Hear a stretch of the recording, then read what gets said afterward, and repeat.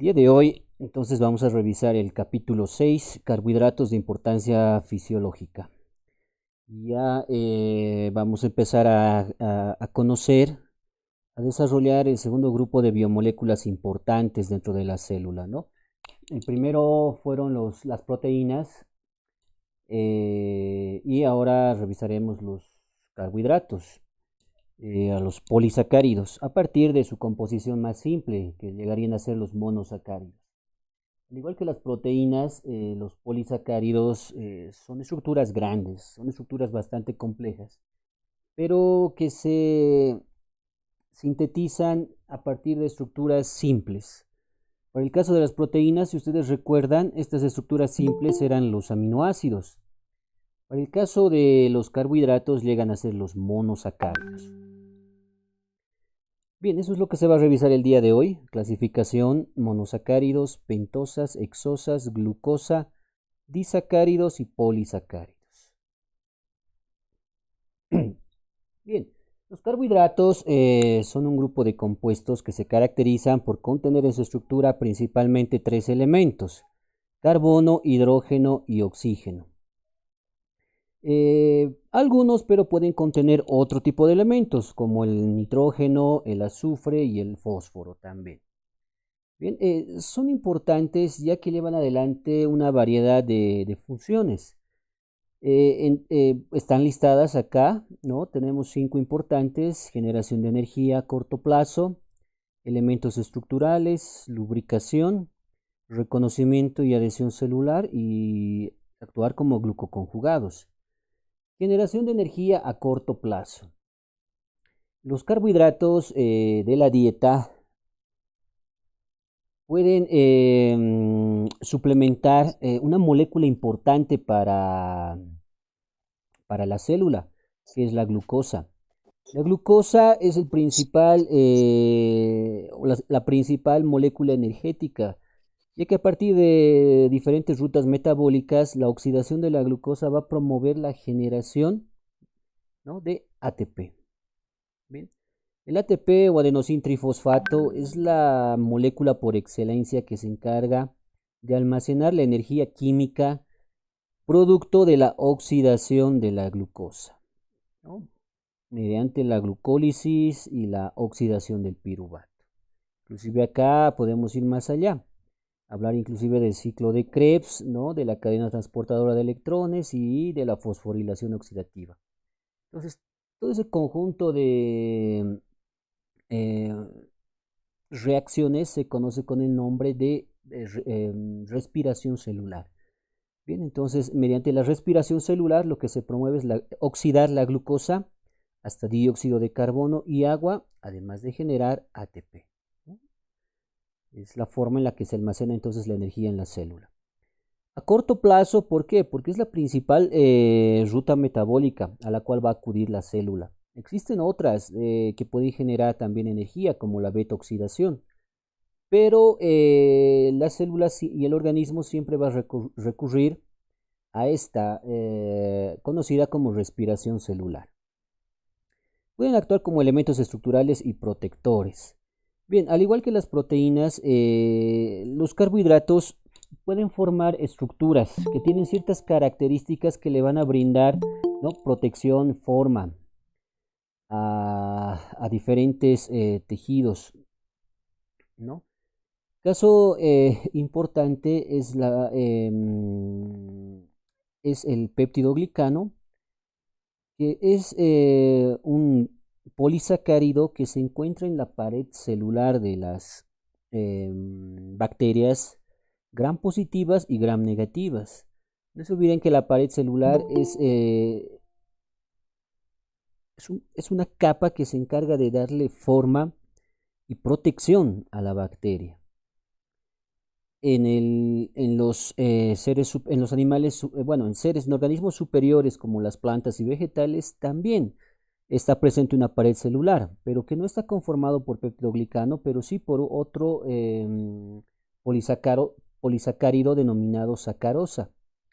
La sacarosa también, oh, perdón, no sacarosa, la celulosa Y la celulosa también se encarga de darle forma y resistencia a estas células vegetales. En los animales se puede encontrar una estructura semejante denominada quitina.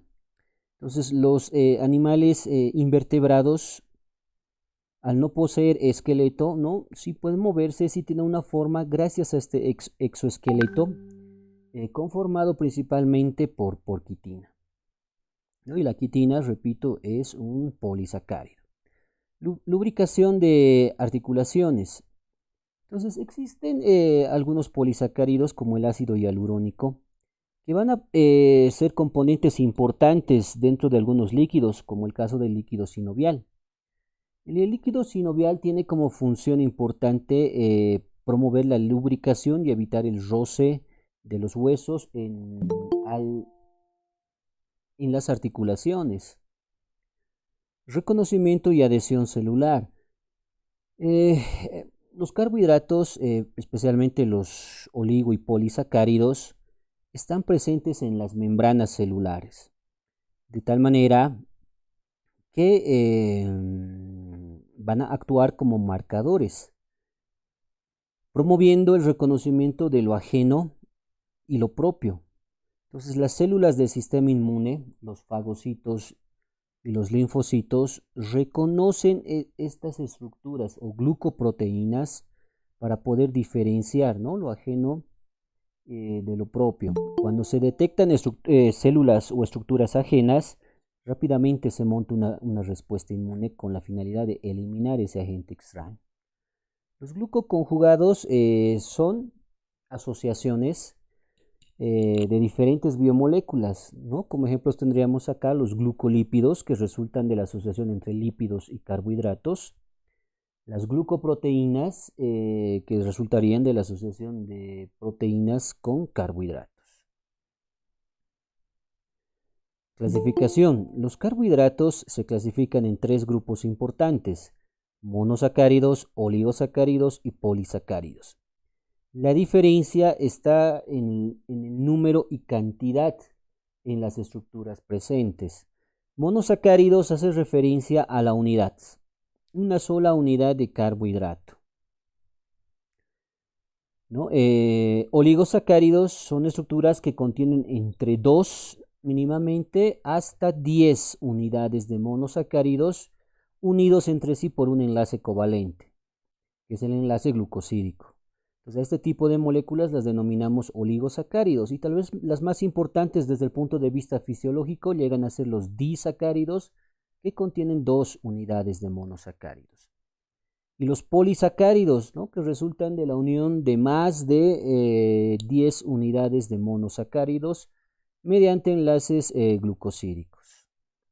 Bien, aunque una molécula, un polisacárido, puede fácilmente, ¿no?, llegar inclusive a contener millones de estas unidades. Son estructuras bastante complejas, pero que resultan de la unión de estructuras más simples, ¿no?, denominados monosacáridos. ¿Se acuerdan? Para proteínas, el enlace importante que generaba el esqueleto de la estructura, ¿no?, la estructura primaria, se denominaba enlace peptídico y era un enlace covalente. Acá, en el caso de los carbohidratos, de los polisacáridos, ocurre algo semejante. Esta unión de monosacáridos se da gracias también a un enlace covalente, pero que en este caso lo vamos a denominar enlace glucosídico, ¿no? Y en algunos libros lo van a leer como O-glucosídico, haciendo referencia a la presencia del oxígeno, ¿no?, y que es el que juega un rol importante al momento de formar esta unión. Los monosacáridos se clasifican de diferentes maneras, ¿no? Acá vamos a considerar una composición elemental. Así que tenemos como primer grupo los monosacáridos simples, cuya composición elemental va a ser carbono, hidrógeno y oxígeno, ¿no? Acá tenemos ejemplos, y si ustedes analizan toda la estructura, dentro de su composición solamente vamos a encontrar esos tres elementos: carbono, hidrógeno y oxígeno. Estructuralmente son o contienen varios residuos hidroxilo, por eso que se los denomina cadenas polihidroxiladas. Y Y si ustedes pueden ver, ¿no? Todos sus carbonos, a excepción del carbono que conforma el grupo funcional principal, están unidos a hidroxilos, ¿no? Este es el caso de un aldehído, ¿no? El carbono principal está conformando un aldehído, pero el restante, si ustedes observan, están unidos a alcoholes. En este otro ejemplo, el grupo principal ya no es un aldehído, es una cetona, pero el restante de carbonos está también ocupado por residuos hidroxilos. También es importante recalcar acá que está presente una función principal, que en algún caso puede ser el aldehído, y al cual se le va a denominar carbono 1, y es ahí donde empieza la enumeración, aldehído, o bien cetona. No se olviden que la cetona está en medio de la cadena, así que jamás los vamos a encontrar en los extremos de la cadena, ¿no? Entonces, en este primer caso va a ser el carbono 1, en este segundo caso está como carbono 2, es el grupo funcional principal, y secundarios serían los hidroxilos. Entonces, al presentar ese tipo de estructura, estos monosacáridos son altamente solubles en agua, entonces son altamente hidrófilos, ¿no? Entonces analizan cada carbono, pues cada carbono está unido a un oxígeno, y ese oxígeno a un hidrógeno, y en consecuencia existe una gran facilidad para poder formar puentes de hidrógeno y de esta manera interaccionar con las moléculas del agua. Por lo tanto, hay bastante solubilidad. Bien, los monosacáridos y los oligosacáridos son solubles, ¿no? Si hablamos de los polisacáridos, debido a su tamaño, esta propiedad va disminuyendo. Los monosacáridos simples se pueden clasificar a su vez, ¿no? Sobre la base de 3 criterios, según su función carbonilo, según el número de carbonos y por la disposición del grupo hidroxilo unido al carbono asimétrico más alejado del grupo carbonilo. Acá en pantalla ustedes pueden ver la primera clasificación según su función carbonilo. Se van a clasificar en 2 grupos importantes: aquellos que contienen la función aldehído, se denominan aldosas, y aquellos que contienen el grupo funcional cetona se denominan cetosas. Entonces, bajo el primer criterio se clasificarían los monosacáridos en aldosas y cetosas, por contener respectivamente aldehído y cetona. Según el número de carbonos, tenemos los principales, aquellos que contienen entre 3 hasta 7 átomos de carbono. ¿Bien? Los que contienen 3 átomos de carbono se denominan triosas, 4 tetrosas, 5 pentosas, 6 hexosas, 7 heptosas.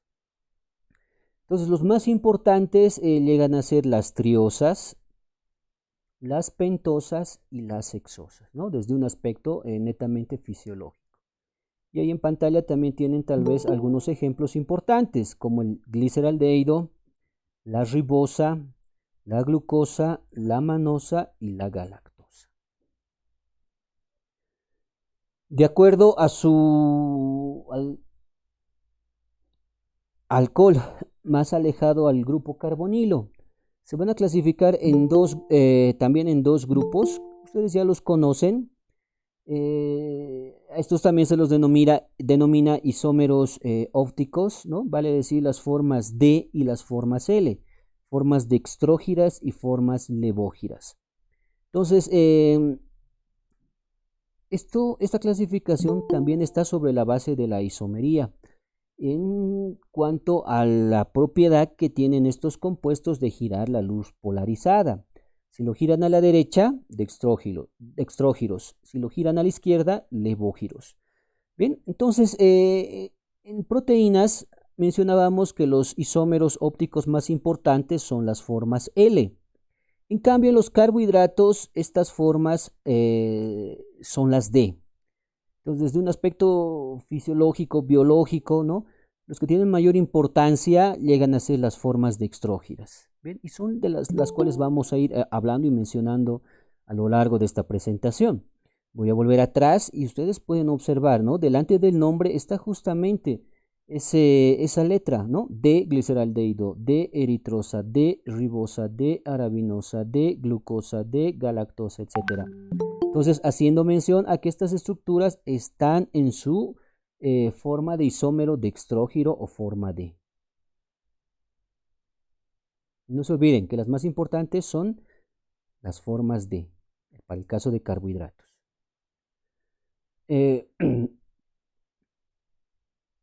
Los monosacáridos simples en la naturaleza se encuentran en una forma cíclica. Bien, si bien las hemos mostrado hasta el momento como estructuras lineales donde podemos claramente identificar el grupo funcional y los residuos hidroxilos, ¿no? Además de contabilizar el número de carbonos, en realidad y en solución, ¿no? Que es la forma en la cual están presentes en la naturaleza, van a estar en una forma cíclica. Esta ciclización se da gracias a una reacción intracadena, es decir, que ocurre entre los componentes estructurales de la misma cadena, ¿no? El carbono 1, es decir, el aldehído, es capaz de reaccionar con los alcoholes de las demás, unidos a los demás carbonos. El más común para el ejemplo que tenemos, la glucosa, es el hidroxilo del carbono 5. De tal manera que en algún momento va a haber un acercamiento, un ataque nucleofílico y la formación de un ciclo. Bien, entonces son estas formas las que vamos a ir conociendo ahora, las formas cíclicas o estructuras cíclicas, las cuales van a conocer de los principales monosacáridos, disacáridos y polisacáridos, ¿no? No se olviden que esta forma cíclica se da por una reacción intracadena entre el grupo aldehído o grupo cetona de las cetosas con alguno de los alcoholes, usualmente los más alejados. Los monosacáridos derivados, ¿no? Otro grupo de compuestos dentro del grupo general denominados monosacáridos. Los simples, no se olviden, contenían solamente carbono, hidrógeno y oxígeno. En este caso, al hablar de los derivados, vamos a hacer mención a que pueden contener otros elementos o también otros grupos funcionales. Es así que tenemos monosacáridos ácidos, ¿no? Donde la composición, si ustedes observan, también es carbono, hidrógeno, oxígeno. Pero en lugar del aldehído o cetona, el grupo principal que se va a encontrar es el grupo carboxilo. ¿Bien? Ácido carboxílico. Por eso que se los denomina ácidos, ¿no? Y el ejemplo que tenemos en pantalla es el ácido glucónico. Otro tipo de monosacáridos pueden contener más bien solamente residuos alcoholes, ¿no? El grupo funcional en este caso llega a ser el alcohol. Si ustedes observan, todos los carbonos están unidos a un alcohol. Entonces no está presente ni el aldehído ni la cetona. Hablamos de polioles. Este grupo de compuestos químicos se denominan polioles, ya que presentan gran cantidad de alcoholes, ¿no? Poli, muchos, ol, haciendo referencia al grupo alcohol. Ejemplo en pantalla, el glucitol. Luego, algunos monosacáridos pueden sufrir una sustitución. Es decir, algunos de sus hidroxilos, ¿no? Residuos hidroxilos, pueden ser sustituidos por un grupo amino. Así hablamos esta vez de azúcares aminados, como el ejemplo que tienen en pantalla, la glucosamina, ¿no? Un alcohol ha sido sustituido por un grupo amino. Puede estar también presente el grupo fosfato. Si hablamos de azúcares fosfatados, el ejemplo que tienen en pantalla, la glucosa 6-fosfato, ¿no? Donde a nivel del carbono 6, ¿no? Y reaccionando con el alcohol ha ingresado un grupo fosfato. Entonces, como pueden observar ustedes, los monosacáridos derivados, además de carbono, hidrógeno y oxígeno, pueden contener nitrógeno, fósforo, inclusive azufre. Y hablaríamos, ¿no? De azúcares sulfatados. También se caracterizan por contener grupos funcionales diferentes al aldehído y a la cetona. Caso de ácidos carboxílicos, el caso de alcoholes, ¿no? Grupos amina, grupos fosforilo. Pentosas de importancia fisiológica. Está enlistado ahí las más importantes. Inclusive dentro de este grupo hay una que vamos a rescatar, es justamente la primera, la D-ribosa. Es importante ya que va a promover y va a participar en la síntesis de los ácidos nucleicos, ¿no? Entonces es una molécula importante dentro del metabolismo intermediario de los ácidos nucleicos. El DNA, el RNA, ya que en su momento hablaremos de ellos, están conformados por unidades simples denominados nucleótidos. Estos nucleótidos dentro de su estructura contienen la D-ribosa. Entonces, mucha importancia para esta pentosa, ya que va a permitir la generación de estos ácidos nucleicos, ¿no? Además del ADN o DNA y del RNA, ¿no? Pueden formar parte de coenzimas del ATP, del NADS y de las flavincoenzimas, ¿no? Las otras para que lo conozcan: ribulosa, arabinosa, silosa, cilulosa, con cierta también importancia dentro de nuestro organismo. Las hexosas son aquel grupo de compuestos, no se olviden, que contienen 6 átomos de carbono, ¿no? De ahí su nombre, exo, haciendo referencia a los 6 átomos de carbono presentes. Importantes los 4 que están en pantalla: de glucosa, de fructosa, de galactosa, de manosa. La de glucosa puede estar libre de forma natural, presente no en jugos de frutas, se lo puede obtener por hidrólisis del almidón, de la maltosa y de la lactosa, y su importancia es que es el principal combustible, la molécula energética por excelencia para la célula, ¿no? Es a partir de esta molécula que la célula puede generar energía y almacenarla bajo la forma de ATP. Su importancia clínica, todos conocen o han escuchado hablar del problema de la diabetes mellitus, ¿no? Tipo 1, tipo 2. Y eso se da justamente por valores incrementados de la glucosa en sangre, vale decir, glicemias, hiperglicemias, estados de hiperglicemia. La fructosa, también presente de forma natural en algunas frutas, principalmente la manzana, también en la miel, y se lo puede obtener a partir de la hidrólisis de la sacarosa. Es importante porque puede convertirse en glucosa, ¿no? Para también poder generar energía. Entonces la fructosa también es una molécula energética. Hay algunos problemas asociados, principalmente genéticos, por la deficiencia de algunas enzimas en el metabolismo de la fructosa, lo cual va a causar, ¿no?, ciertas formas de intolerancia hereditaria a la fructosa. La galactosa. La galactosa no se encuentra en su estado monosacárido dentro del organismo. Siempre lo vamos a encontrar bajo su forma disacárido u oligosacárido. La más importante, tal vez su forma o componente de un disacárido conocido como lactosa o azúcar de la leche. Es importante ya que también puede ser convertida a glucosa para generar energía, pero es también importante, ¿no?, en las mujeres que están ya en el periodo de lactancia, ya que a partir de esta molécula más la glucosa se puede generar la lactosa, que es un componente importante dentro de la leche humana, ¿no? Y obviamente dentro de todo el proceso de lactancia para el recién nacido, ¿no? También es importante porque está presente dentro de los glucolípidos y glucoproteínas. Entonces juega un rol importante dentro de la adhesión y reconocimiento celular. Hay algunas enfermedades también por deficiencia de las enzimas que participan en el metabolismo de la galactosa, que pueden desarrollarse, ¿no?, como la galactosemia hereditaria y las cataratas. La manosa. La manosa tampoco la vamos a encontrar como un monosacárido. Usualmente está en su estado oligosacárido unido a proteínas para generar glucoproteínas.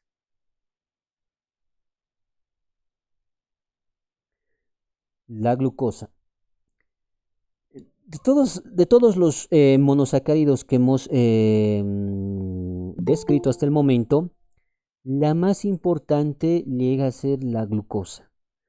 La glucosa es la molécula energética por excelencia para la célula. Entonces, nosotros consumimos carbohidratos de la dieta justamente para obtener, mediante el proceso de digestión, glucosa. poder absorberla, ¿no? Y poder almacenarla en algún caso, y por otro lado, ¿no? Generar la energía.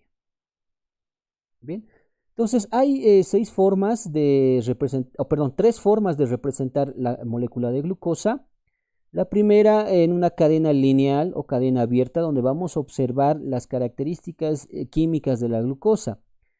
Lo primero es que está presente ahí un grupo aldehído, lo cual hace que esta molécula sea una aldosa. Hay 6 carbonos, ¿no? Entonces hablamos de una hexosa. Entonces será una aldohexosa. ¿Ya? No se olviden esa característica importante. Y esas características lo podemos describir solamente con la cadena lineal. Pero en la naturaleza, y como ya les mencioné, esta cadena lineal, es decir, el carbono 1, puede reaccionar con el carbono 5 para poder generar un ciclo. Una estructura en forma de anillo, donde también vamos a observar los 6 átomos de carbono, pero no se va a poder diferenciar el grupo aldehído. Ahí tenemos el carbono 1, 2, 3, 4, 5 y 6.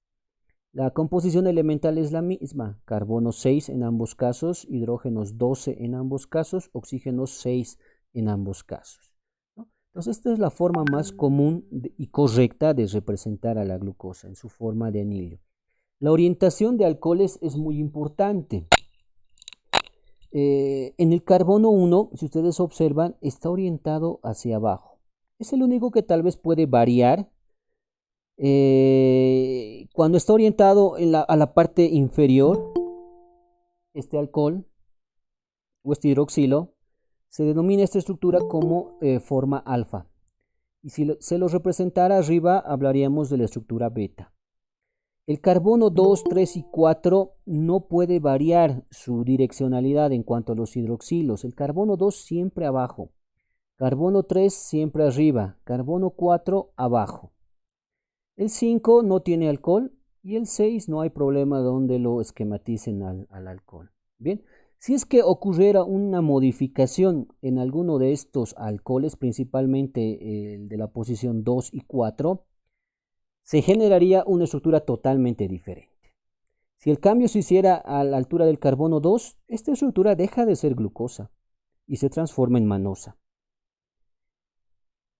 Dos estructuras, si bien son isómeros, totalmente diferentes entre sí.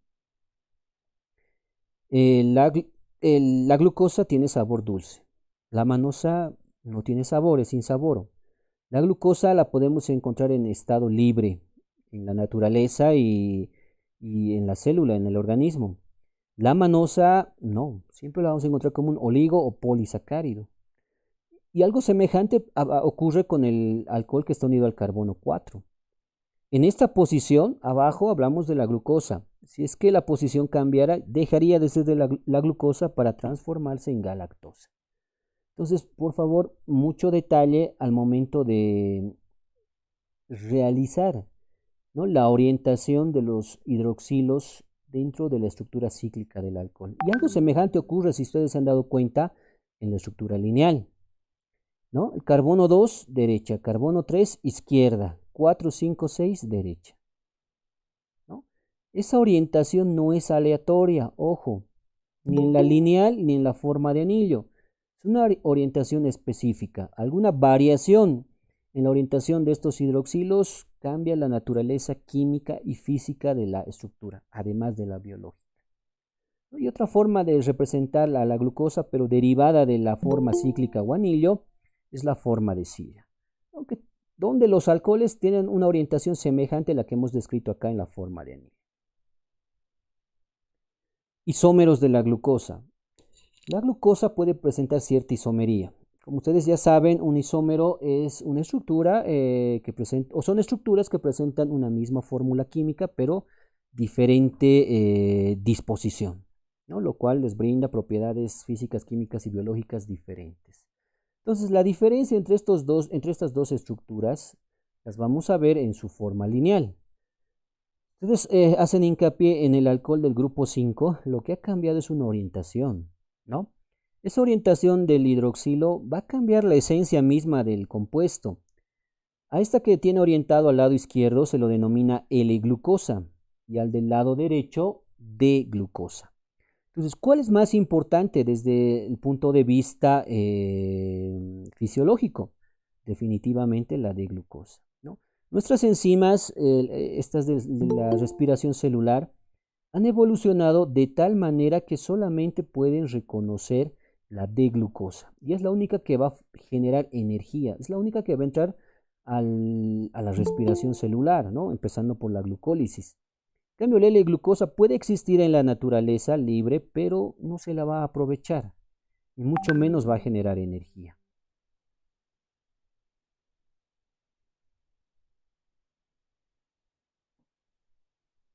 Isómeros cíclicos.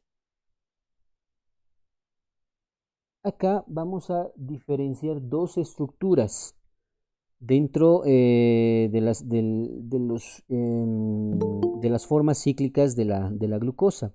Una que tiene 6 puntas, un heterociclo, ya que en lugar de un carbono, en un punto ha ingresado un oxígeno, por eso se lo denomina heterociclo. Esta de 6 puntas se denomina pirano. Y otra de 5, donde también está presente el oxígeno, se denomina furano. Entonces, en la naturaleza pueden existir estructuras semejantes al pirano, si hablamos de la glucosa, y también semejantes al furano. De tal manera que a la primera se denomina glucopiranosa y a la segunda glucofuranosa, ya que adquieren esa forma semejante a las estructuras antes mencionadas. Ahora, la más importante, pueden existir, ya lo mencioné, ambas en la naturaleza, pero la más importante es la alfa de glucopiranosa. Es la estructura más estable que se conforma a partir de la ciclización de su forma lineal. Aproximadamente el 99% de las moléculas de glucosa están en su estado piranosa y el restante en su estado furanosa. Es una estructura menos estable. Anómeros. La anomería dentro de la glucosa se explica a partir de los alcoholes unidos al carbono 1. El carbono 1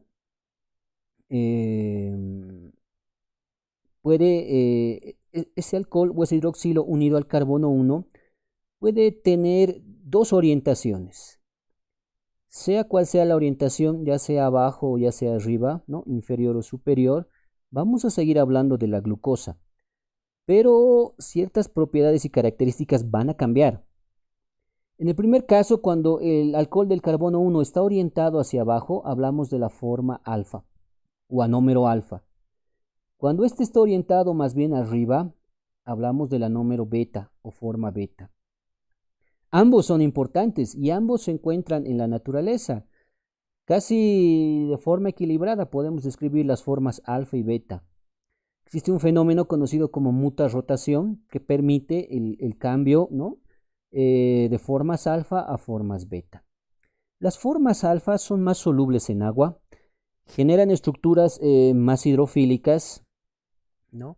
Y participan en la generación de energía, ya que son fácilmente digeribles. Esto hablando desde el punto de vista del ser humano, ¿no? Un ejemplo importante sería el almidón. El almidón es un polisacárido que está conformado solamente por alfa de glucosas. El almidón lo podemos encontrar en algunos alimentos. Estos alimentos los consumimos y son, bueno, por las enzimas que se liberan a lo largo del aparato digestivo, ¿no? Se promueve su digestión para liberar estas moléculas de alfa de glucosa que posteriormente se van a absorber y van a poder generar la energía. En cambio, las formas beta también van a formar estructuras grandes, polisacáridos. Un ejemplo importante también en naturaleza vegetal es la celulosa. La celulosa, como ya lo había mencionado, está conformando la pared celular de las células vegetales y le sirve más para resistencia, forma, estructura. Si nosotros llegamos a consumir estos vegetales, lastimosamente carecemos del sistema enzimático capaz de degradar esa celulosa y poder liberar las beta de glucosas. En consecuencia, el consumo de vegetales no aporta nada de energía, ya que somos incapaces de digerir la celulosa por la carencia justamente de enzimas que puedan degradar los enlaces beta. Pero sí tenemos enzimas capaces de degradar los enlaces alfa, ¿no?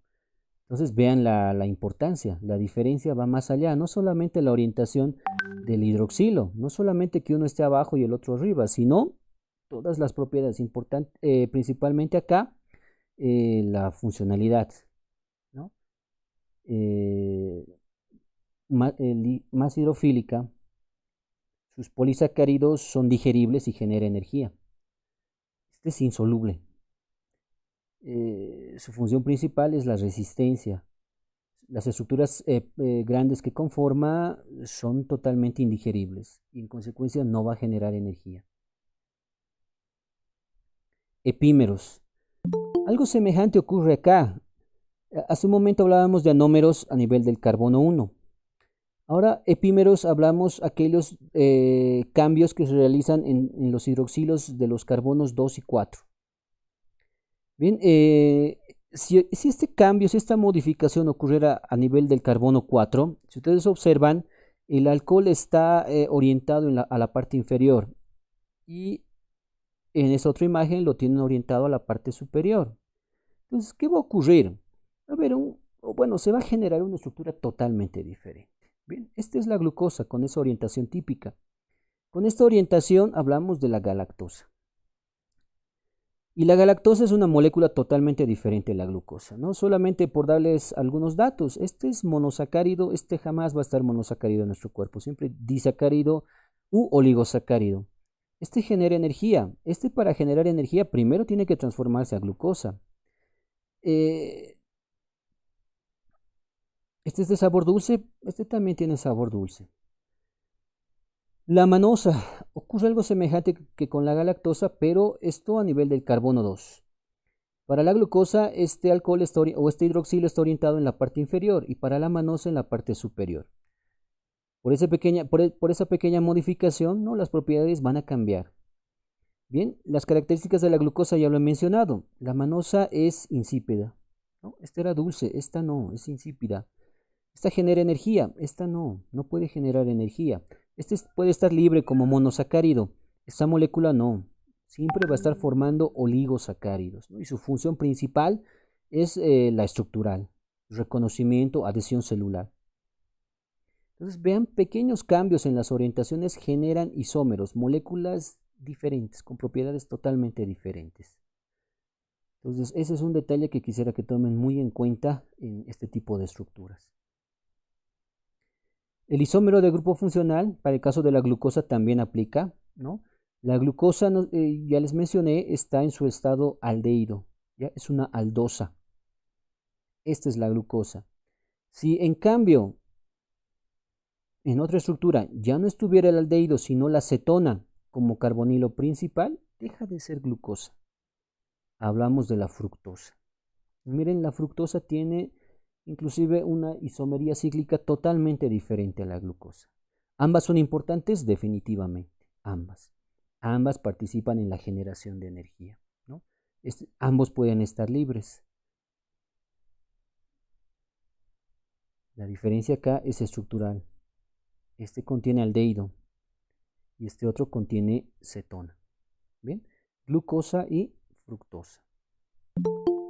Los disacáridos. Los disacáridos u oligosacáridos, ¿no? En realidad estarían dentro del grupo de oligosacáridos, ya que tienen dentro de su composición entre 2 hasta 10 unidades. Vamos a hablar primeramente de estos disacáridos.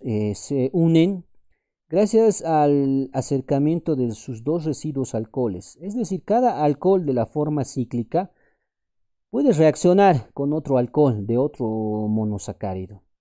Obviamente que esta reacción va a ser mediada por enzimas, ¿no? Necesaria aquí la participación de enzimas para promover la unión de monosacáridos y generar estos disacáridos o los oligosacáridos. Este enlace también es covalente, como lo había mencionado. Entonces es un enlace fuerte, estable. Y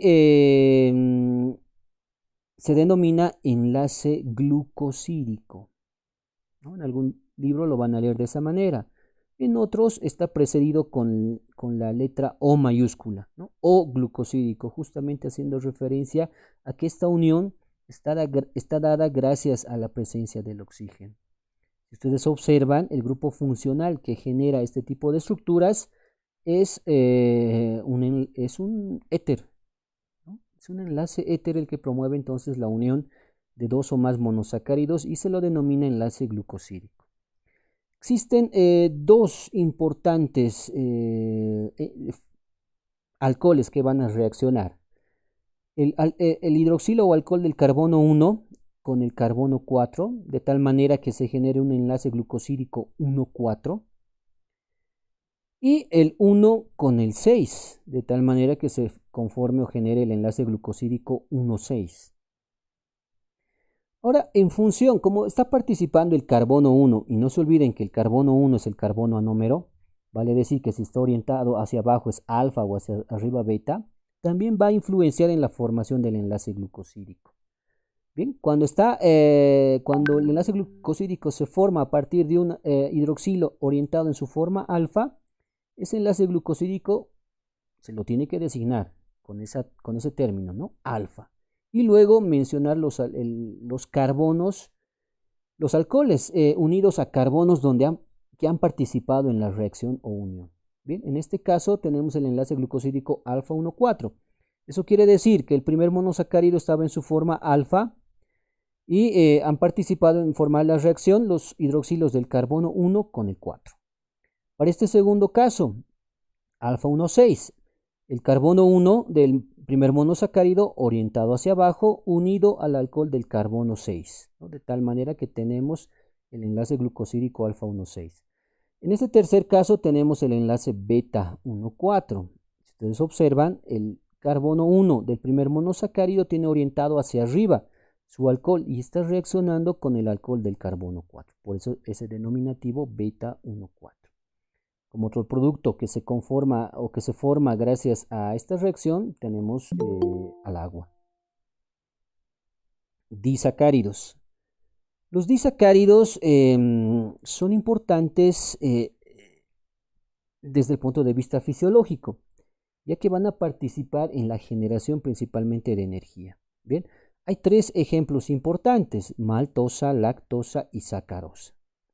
La maltosa tiene dentro de su composición dos glucosas unidas por enlaces alfa 1,4, de tal manera que su nombre sistemático va a ser alfa de glucopiranosil 1,4 de glucopiranosa, ¿no? Entonces, al igual que en péptidos, todos los monosacáridos, ¿no?, en sus tres últimas letras son, bueno, a la última letra, perdón, se le añade o se lo reemplaza por la terminación il o hilo, ¿no? Glucopiranosa. Entonces, cambiamos la última letra A por il, glucopiranosil, a excepción del último monosacárido que mantiene su nombre. Además, en medio se debe especificar, ¿no?, cómo se ha conformado el enlace glucosídico, entre qué carbonos, ¿no? Aquí, como pueden observar ustedes, está entre el carbono 1 y el carbono 4. Y si son detallistas, el carbono 1 está, el hidroxilo del carbono 1 está en su posición alfa. Por eso ese denominativo, alfa de glucopiranosil 1,4 de glucopiranosa. La maltosa se encuentra o se genera a partir de la hidrólisis del almidón y es conocido como el azúcar de Malta. Importante en la industria alimentaria, ¿no?, y también en la industria cervecera, ya que a partir de ese producto, ¿no?, se puede promover el proceso de oxidación para generar etanol. En el ser humano, importante, ya que la presencia de las dos glucosas va a promover que se generen glucosas libres y esto, ¿no?, entre y participe en la glucólisis para la generación de energía. Entonces nuestro cuerpo tiene la enzima capaz de romper este enlace y separar las dos unidades. Se denomina maltasa. Para el caso de la lactosa, ¿no? Ocurre algo semejante. Es un disacárido, dos monosacáridos. El primero, la galactosa, el segundo, la glucosa. El primero, es decir, la galactosa está en posición beta, ¿no? Por eso su orientación hacia arriba. Y la unión glucosídica se da entre el carbono 1 y el carbono 4, de tal manera que vamos a tener la beta de galactopiranosil 1,4 de glucopiranosa.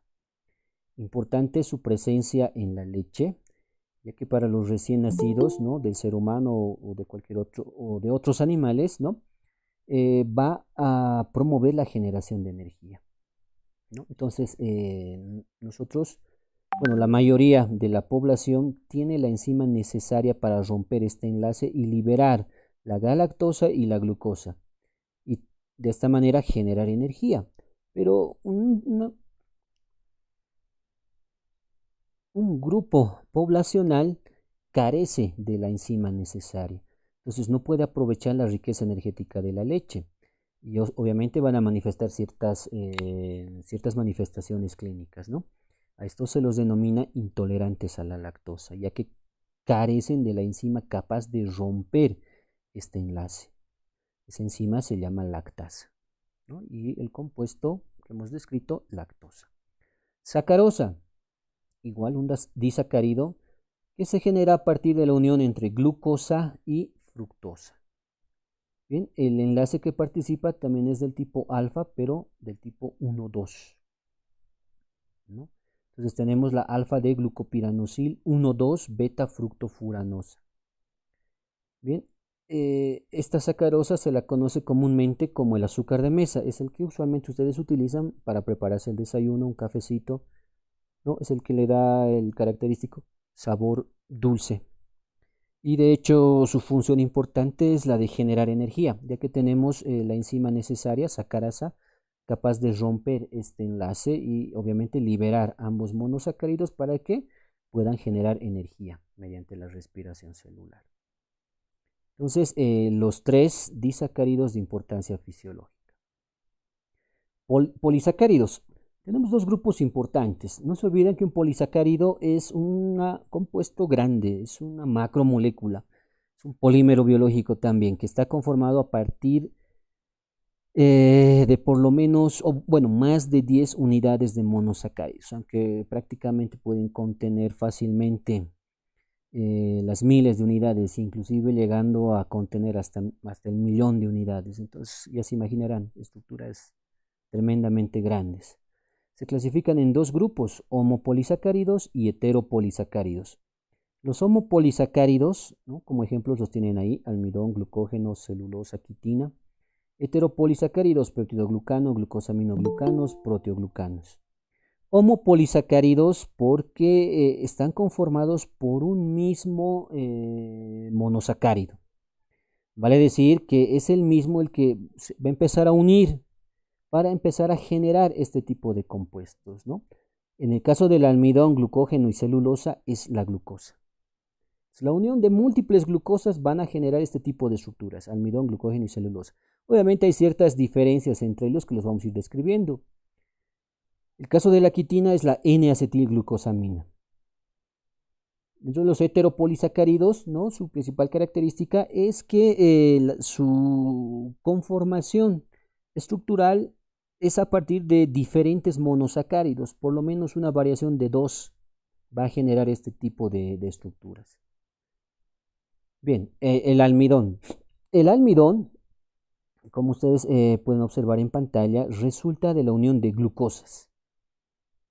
Glucosas mediante enlaces glucosídicos. ¿Bien? ¿De qué tipo? Alfa 1,4. En la parte lineal, conocido como amilosa. Y tienen también una parte ramificada conocida como amilopectina, donde el enlace glucosídico se va a dar entre el carbono 1 y el carbono 6. El almidón es ligeramente soluble en agua y es una fuente importante de glucosas, es decir, entonces va a actuar como o va a tener una función netamente energética. ¿no? Ya que contiene glucosas y estos mediante la digestión se van a liberar, se pueden almacenar o bien entrar directamente a la glucólisis. El glucógeno, el almidón es una estructura que está presente íntegramente en vegetales, en células vegetales. El glucógeno es el equivalente animal al almidón, es decir, que esta estructura solamente se van a encontrar en células animales. También es una fuente de almacenamiento de glucosa, ya que está compuesto a partir de glucosas. Entonces hay una parte lineal que también se da por enlaces glucosídicos alfa 1,4 y una parte ramificada donde vamos a encontrar enlaces alfa 1,6.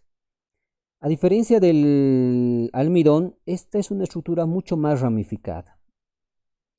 La presencia de esa gran cantidad de ramificaciones hace que esta estructura sea más soluble en agua. Bien, y bueno, por lo menos en el cuerpo se va a encontrar almacenado bajo la forma de glucógeno en hígado, ¿no? Y cuando el organismo lo requiere, el hígado libera este glucógeno, ¿no? Para que ingrese a la glucogenólisis y empiece a generar residuos de glucosa libres que van a poder empezar a generar energía. La celulosa. La celulosa, si ustedes observan, también está conformado por glucosas. También. Solamente que en este caso lo que va a variar es el enlace. El enlace glucosídico que va a ser del tipo beta, ya no alfa. Bien, a diferencia del almidón, entonces esta celulosa es totalmente insoluble en agua. Y por lo menos el ser humano no tiene la capacidad de digerir este compuesto, mucho menos romper o que diga por la falta de enzimas que puedan romper este enlace glucosídico del tipo beta 1,4. ¿No? Entonces, la celulosa que consumimos de los vegetales, ¿no? O de las cáscaras de las frutas no va a generar energía, no aporta calorías a nuestro organismo. Pero sí es importante su consumo y se lo conoce como fibra para mantener eh, el peristaltismo dentro de los intestinos y de esta manera facilitar la digestión.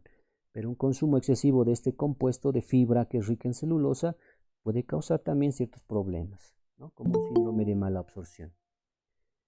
La quitina. Esta es la equivalente de la celulosa en animales, ¿ya? La celulosa es exclusiva de plantas y vegetales. La quitina está exclusiva de animales. Obviamente no el ser humano, pero sí en otros animales conocidos como artrópodos, ¿no? Los insectos, por ejemplo, en realidad todos los animales invertebrados contienen un exoesqueleto y ese exoesqueleto está pues conformado por quitina. La quitina tiene como unidad principal a la N-acetilglucosamina. Entonces, la unión de múltiples N-acetilglucosaminas mediante enlaces beta 1,4, vean aquí, también están presentes los enlaces beta, le van a brindar esa propiedad característica, ¿no? De ser resistente y de darle forma a un organismo, en este caso un insecto o un artrópodo. Los polisacáridos del tipo heteropolisacáridos. Un ejemplo importante es el que tienen acá, el péptidoglicano.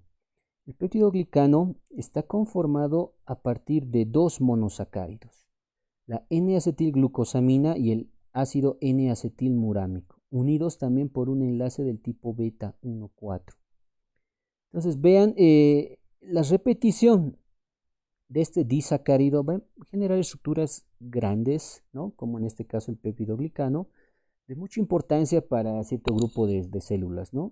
Principalmente las bacterias.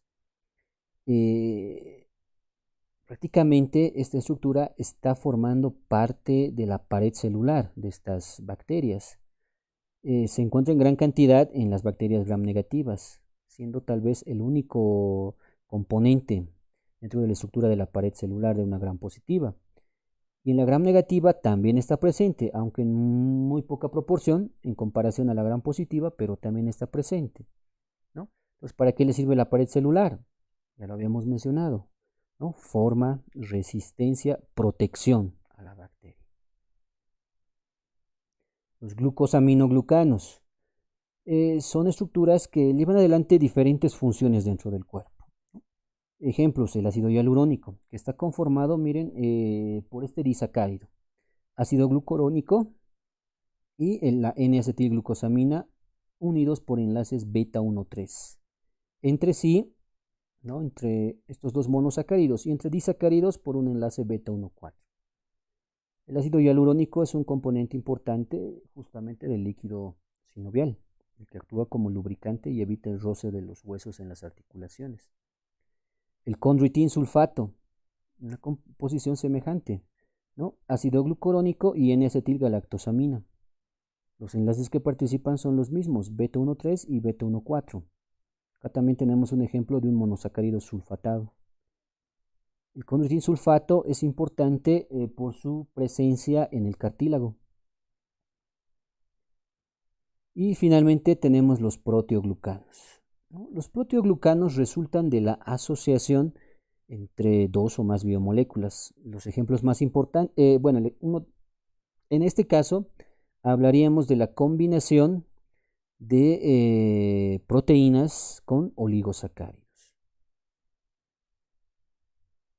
También se pueden denominar glucoproteínas. Y el otro grupo de conjugados se originan a partir de la unión de lípidos con carbohidratos, con oligosacáridos principalmente para conformar los glucolípidos.